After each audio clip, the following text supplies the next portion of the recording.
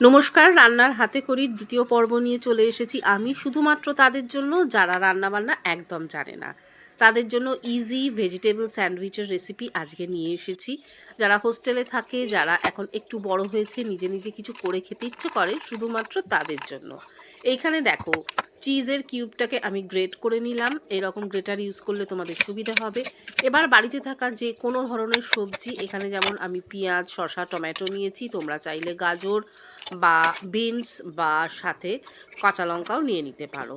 এবার নিয়ে নিতে হবে পাউরুটি। পাউরুটিটাকে কিন্তু আমি হালকা করে সেঁকে নিয়েছি। আর আমার কাছে আছে অরিগ্যানো, গোলমরিচের গুঁড়ো এবং বাটার। কেউ কেউ চাইলে কিন্তু চিলি ফ্লেক্স বা মিক্সড হার্ব এগুলো ইউজ করতে পারো। আচ্ছা, এবার এই পাউরুটির ওপর এই কেটে রাখা ভেজিটেবলসের স্লাইসগুলো দিয়ে দিতে হবে। তারপর ওপর থেকে দিয়ে দিতে হবে অরিগ্যানো, একটু চিজ এবং গোলমরিচের গুঁড়ো। আর যদি চিলি ফ্লেক্স বা মিক্সড হার্ব থাকে সেটাও দিতে পারো। আর একটা স্লাইসের ওপরে দেখো আমি টমেটো সস দিয়ে চেপে এর গায়ে লাগিয়ে দিলাম এবং ওপর থেকে বাটার দিয়ে দিলাম। এবার একটা তাওয়াতে খুব লো ফ্লেমে দুদিক খুব কড়া করে সেঁকে নিতে হবে। তাহলেই তৈরি হয়ে যাবে ভেজিটেবল স্যান্ডউইচ। এটা খেতেও দুর্দান্ত লাগে আর শরীরের জন্য উপকারী, কারণ এমনিতে তো বাচ্চারা আজকালকার কেউ কোনো ভেজিটেবল খেতে চায় না। আজকের রেসিপিটা কেমন লাগলো জানিয়ে যেও।